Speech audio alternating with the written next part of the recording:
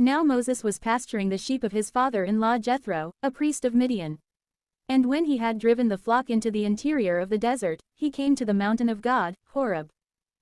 And the Lord appeared to him in a flame of fire from the midst of a bush. And he saw that the bush was burning and was not burnt. Therefore, Moses said, I will go and see this great sight, why the bush is not burnt. Then the Lord, discerning that he proceeded on to see it, called to him from the midst of the bush, and he said, Moses, Moses. And he responded, Here I am. And he said, Lest you should approach here, remove the shoes from your feet. For the place on which you stand is holy ground. And he said, I am the God of your father, the God of Abraham, the God of Isaac, and the God of Jacob. Moses hid his face, for he dared not look directly at God.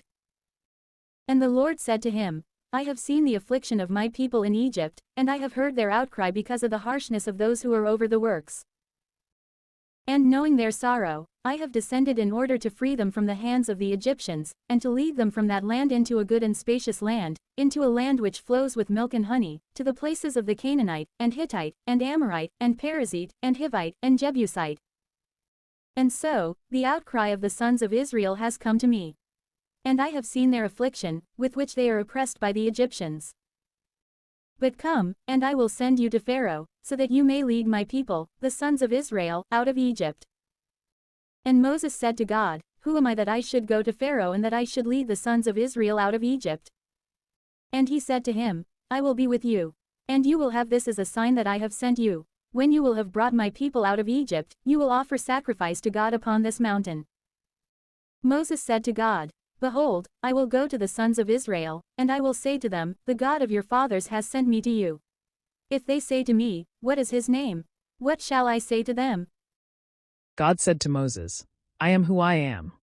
He said, Thus shall you say to the sons of Israel, He who has sent me to you.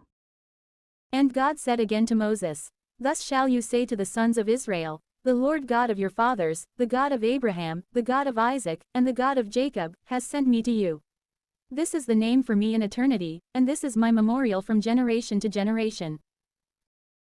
Go and gather together the elders of Israel, and you shall say to them, The Lord God of your fathers, the God of Abraham, the God of Isaac, and the God of Jacob, has appeared to me, saying, When visiting, I have visited you, and I have seen all that has befallen you in Egypt. And I have spoken in order to lead you out of the affliction of Egypt, into the land of the Canaanite, and Hittite, and Amorite, and Perizzite, and Hivite, and Jebusite, into a land flowing with milk and honey. And they shall hear your voice. And you shall enter, you and the elders of Israel, to the king of Egypt, and you shall say to him, The Lord God of the Hebrews has called us.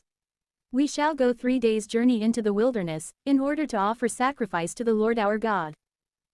But I know that the king of Egypt will not release you, unless you go out by a powerful hand. For I will extend my hand, and I will strike Egypt with all my wonders that I will do in the midst of them. After these things, he will release you. And I will grant favor to this people in the sight of the Egyptians. And so, when you go forth, you shall not go out empty. But every woman shall ask of her neighbor and of her hostess vessels of silver and of gold, as well as garments. And you shall set them upon your sons and daughters, and you shall despoil Egypt.